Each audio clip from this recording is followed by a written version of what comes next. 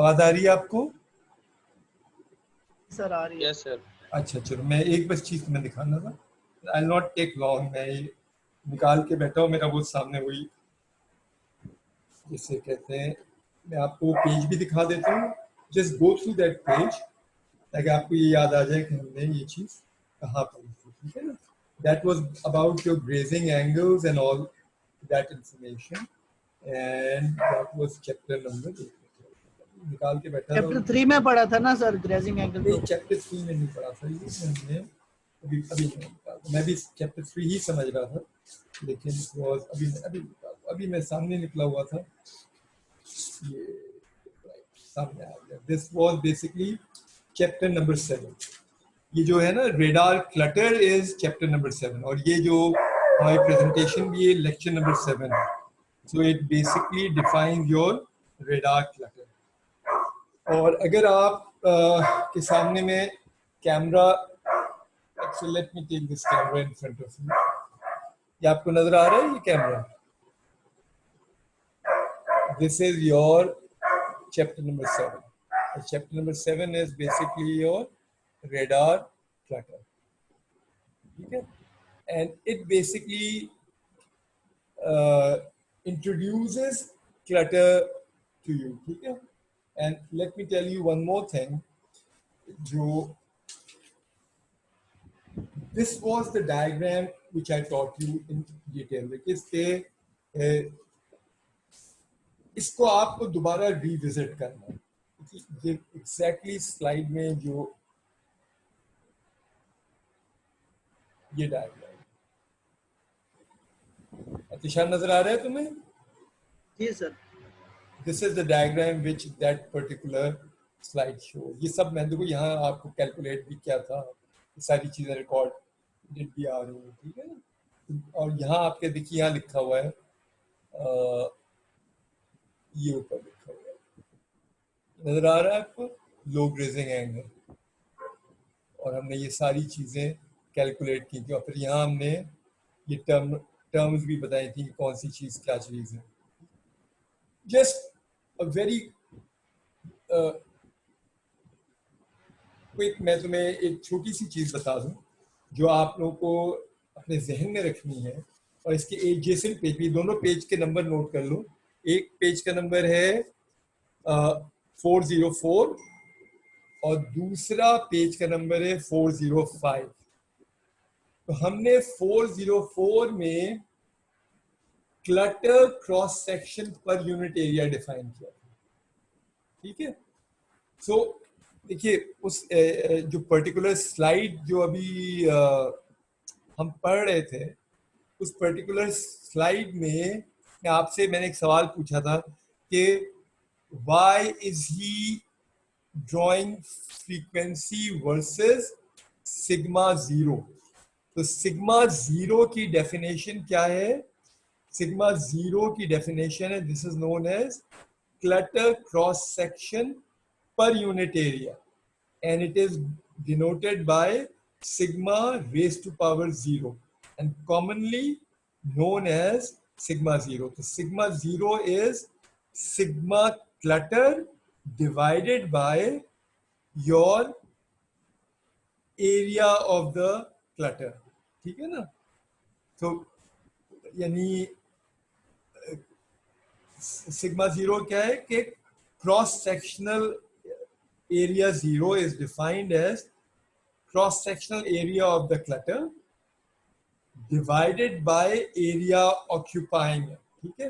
And this is a very important definition because this describes your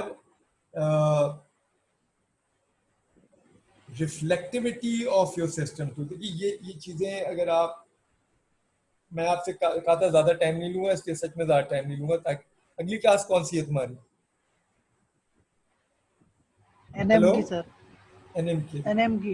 अच्छा ये देखो, ये आपको नजर आ रहा है, ये क्या चीज है? दिस इज रिफ्लेक्टिविटी, ठीक है? Which is the cross sectional area of the clutter divided by the area occupied. So this is known as reflectivity of the radar. Which is a very important parameter. और अगर आप ऊपर जाएं, यहाँ देखिए, if you just come here, यहाँ वो define करता है आपके इसको सिग्मा जीरो। ऊपर क्या लिखा हुआ है? Clutter cross sectional per unit area, यानी clutter cross section per unit area. ठीक, now this is known as sigma raised to power 0, and this thing is known as sigma 0, which is clutter cross section area divided by the area it occupies. ठीक है, this is a very important, और यहाँ क्या लिखा हुआ है? Sigma 0। ठीक है, और ये कहाँ यूज होता है? Normalised radar cross section, NRCS, ये मैंने सारी चीजें बताई थी। और नीचे क्या आ रहा है? Reflectivity, which is your clutter cross section area divided by the area which it occupies. That is your radar cross section area of the clutter that occupies the volume clutter. मैं एरिया कह रहा था, this is basically reflectivity is clutter cross section area divided by the volume it occupies. और देखो आपको याद आ गया होगा, ये मैंने वॉल्यूम बना के भी आपको दिखाई। याद आ जी रहे सर, समझ आ गया। हैं? जी सर, ये अब आप सर क्या जब भी क्लटर का हम लोग एरिया लेंगे तो हम लोग उसको सिग्मा 0 बोलेंगे, और जब भी क्लटर का वॉल्यूम लेंगे तो उसको हम लोग रिफ्लेक्टिविटी बोलेंगे। हाँ, और दूसरी चीज जो मैं आपको बताना चाह रहा था, जस्ट ये आखिरी चीज है, उसके बाद खत्म कर लेते हैं। जस्ट रेपिटेशन हो मैंने, हाँ है मौजूद।